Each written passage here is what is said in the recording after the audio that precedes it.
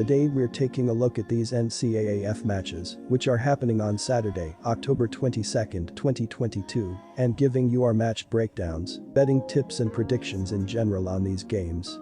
Welcome back to High Stakes, let's get straight into it. Also, don't forget to subscribe and push that notification bell to get notified as soon as we release these sport prediction videos. And if you would like more betting tips and predictions, then check out our Patreon in the link down below.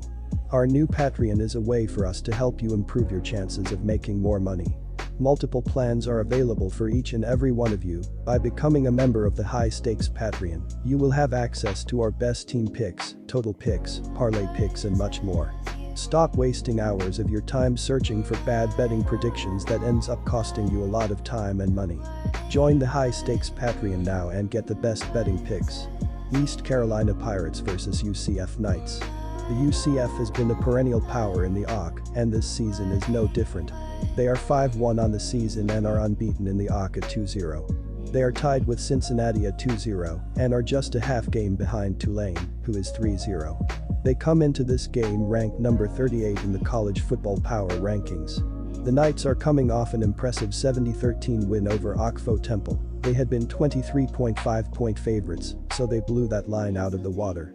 They were equally impressive the previous week as they blew out SMU 41-19 as only a 3-point favorite. Their only loss this season came against the ACC's Louisville. They were defeated at home by the score of 20-14 as 5-point favorites. The East Carolina Pirates come into this conference showdown with a record of 4-3 overall and 2-2 in the AAC. They are ranked number 65 in the latest CBS College Football Power rankings. The Pirates have been up and down, but they are coming off and up, beating Memphis in a 47-45 overtime thriller at home as a 5.5-point favorite. The Pirates trailed 17-0 in the first half and came storming back to take a 30-23 lead. But the Tigers tied it at 30 with 5 seconds left in regulation when quarterback Seth Hennigan hit Joseph Skates on a 13-yard touchdown pass. The East Carolina Pirates have been a cover machine against UCF in recent years, covering in each of the last 3 matchups. But the line here is a little tighter than normal, as East Carolina has proven to be very competitive this year. But UCF has just too much firepower for East Carolina to handle, as they showed in a very impressive 41-19 win over a good SMU team that had beaten Navy. And East Carolina lost to Navy earlier this year. The problem is, UCF can beat you in the air or on the ground, and East Carolina has been among the worst in the country as defending the pass. They won't be able to slow down the Knights enough to cover. Take UCF giving up the points. Our team pick is UCF minus 5 points. The Knights are doing their best to back up Boser's case, as they are a top 5 team in the nation averaging 525.2 yards per game.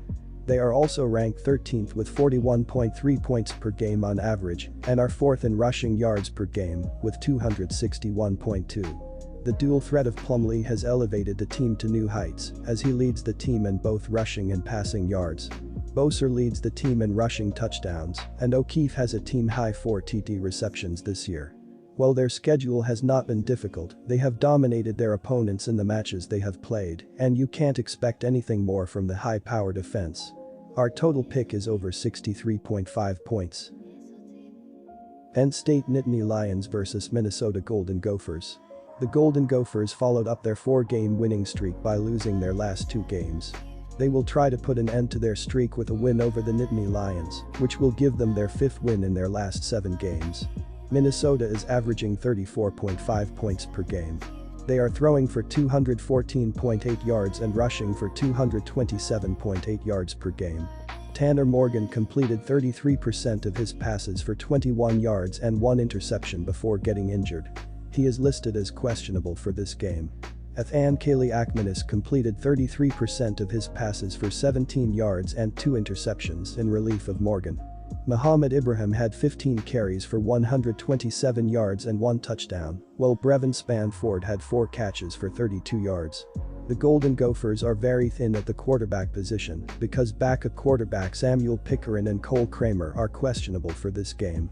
Minnesota has played well defensively, giving up 11.7 points per game. They gave up 26 points in their last game and will need a better effort if they want to get the win. The Nittany Lions had their 5-game winning streak snapped by the Wolverines in their last game. They will try to keep the momentum going with a win over the Golden Gophers, which will give them their 6th win in their last 7 games and make them bowl eligible. Penn State is averaging 31.5 points per game. They are throwing for 235.3 yards and rushing for 147 per game. Sean Clifford completed 37% of his passes for 120 yards in the loss to the Wolverines. He also led the team in rushing with 6 carries for 74 yards, while Harrison Wallace III had 2 receptions for 57 yards. Clifford injured his shoulder in their last game, and he is questionable for this game. Smith Vilbert, Zariah Fisher, Landon Tengwell, and Kevon Lee are also questionable for this game. Penn State has done a good job defensively, giving up 19.2 points per game. They gave up 41 points in their last game and will need to do a better job if they want to win this game. The Golden Gophers lost their last 2 games, but that was largely due to the fact that they were dealing with injuries to their star running back against Purdue, and their starting quarterback went down with an injury in their last game. Even if he is unable to play, the Golden Gophers will do what they do best, which is run the ball. Penn State's run defense was exposed in their last game, with the Wolverines rushing for over 400 yards in the game, while averaging more than 7 yards per carry, so expect Ibrahim and their running backs to have a big game on the ground. The Nittany Lions don't throw the ball as well as they run it, and they won't pick up a lot of yards through the air, because the Golden Gophers have done a great job against the pass and have the 5th best pass defense in the country. Even though they've done a better job running the ball, they won't have a lot of open holes against the Golden Gophers, who have the 28th best run defense in the country, so expect them to have a hard time keeping up with Minnesota in this game. Go with Minnesota to cover the spread. Our team pick is Minnesota Golden Gophers plus 4 points. The Minnesota Golden Gophers have been one of the most solid offensive programs in the entire nation, as they are putting up 34.5 points on 442.7 total yards per game heading into this matchup.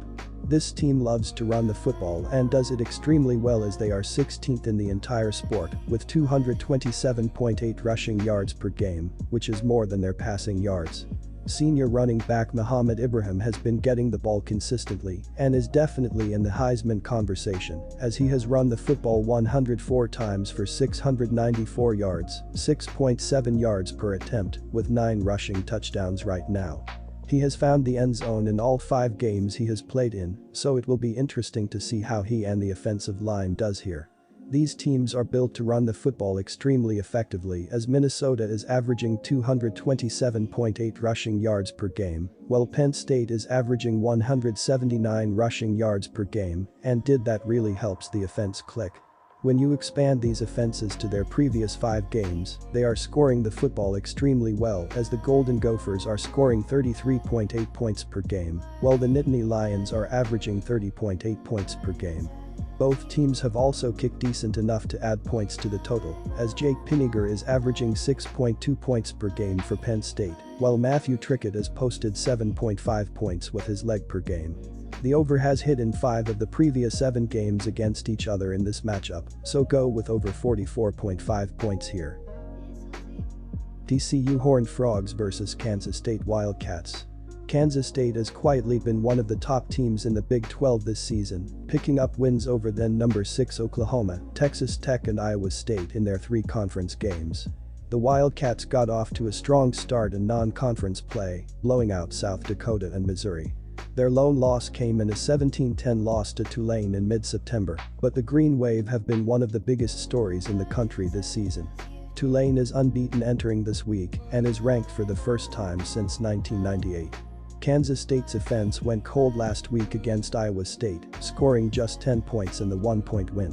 TCU has been one of the biggest surprises in college football this season, but now it has to prove it can take another step and become a college football playoff contender this season. The Horned Frogs won 2 of their 3 non-conference games by double digits, with their lone single-digit win coming in a 42-34 decision at SMU. They have played a tough schedule since then, facing 3 straight ranked teams. TCU beat then number 18 Oklahoma by 31 points in its first game this month, before putting an end to Kansas's perfect season in a 38-31 final. I'm not a big fan of this scheduling spot for TCU, as this will be its 4th consecutive game against a ranked team. The Horned Frogs are also coming off a double overtime thriller against Oklahoma State, making this a letdown spot. Kansas State had the week off last week to prepare for this contest, making it an excellent scheduling spot for the Wildcats. They have covered the spread in 6 of the last 7 meetings between these teams and are led by one of the most experienced quarterbacks in the country, so I am happy to back them on the road in this game.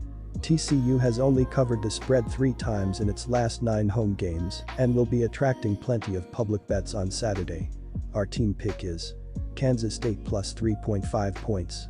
Kansas State is a 3.5-point road underdog at TCU this week and ranked 17th nationally, following last week's 10-9 victory at Iowa State.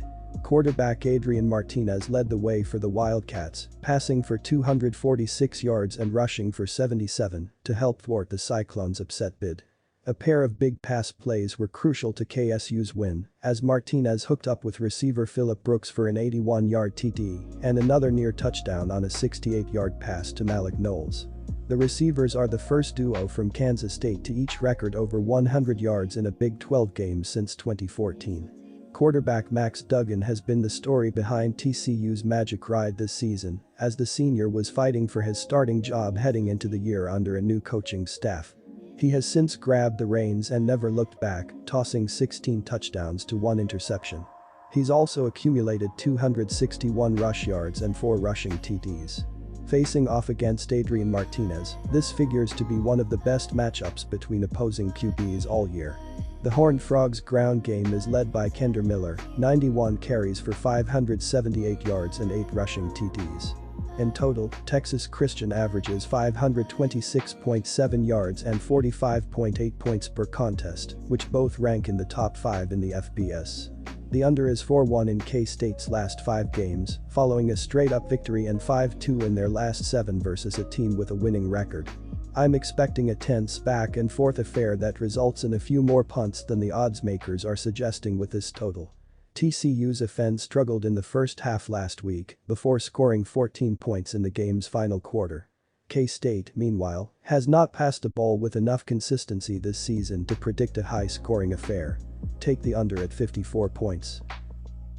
Louisville Cardinals vs Pittsburgh Panthers.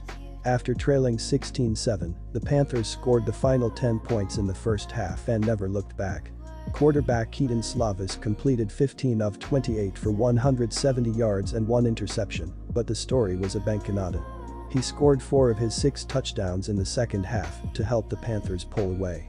Pittsburgh finished with 25 first downs and 496 total yards of offense. Slovis's interception represented the only turnover on the day for the Pittsburgh offense. The Louisville Cardinals picked up their first conference win of the season on Saturday at Virginia. After falling behind 10-0, the Cardinals rallied to take the lead 13-10 by halftime on their way to a 34-17 win. It marked the first time in head coach Scott Satterfield's tenure that the team has won after trailing by 7 or more points. The win was made more impactful because it came without starting quarterback Malik Cunningham, who was replaced by Brock Dauman as he recovered from concussion-like symptoms. The Cardinals have been right down the middle this season, 3-3 overall and 3-3 at TS. The return of Cunningham and potentially Evans greatly enhanced the Cardinals' offense, particularly on the ground. While Dauman was solid in his relief effort, Cunningham can be one of the most dynamic quarterbacks in college football. He will attack a Pittsburgh defense that is 50th in the country against the run, but more productive against the pass. Pittsburgh will look to establish the run against the 46th-ranked Louisville run defense. In this head-to-head matchup, Pittsburgh is a resounding 8-1-1 in their last 9 meetings against the spread. The Panthers thrive in man-to-man coverage on the outside, so they will be able to give more support in the middle of the field to stop Cunningham from chewing up yards by running the ball in passing situations. Look for the Panthers to control the clock with their running game and set up deep shots when the Cardinals load the box to stop the run. This is just the Panthers' second road game of the season, but coach Pat Narduzzi-led teams are 8-1-1 at TS in their last 9 road games. Satterfield is on the hot seat for a reason, and this game will make things even hotter. Take the points and the Panthers plus 2.5 points. Transfer Keaton Slovis has not really lit it up since he's gotten to Pittsburgh. He has only thrown for 1,167 yards, 5 touchdowns, 3 interceptions, and a 44.9 QBR. All of those are bottom of the barrel compared to the rest of college football quarterbacks. They have primarily relied their offense on running back Israel Abanikanda. He has had an outstanding season, rushing for 830 yards and 12 touchdowns in 6 games.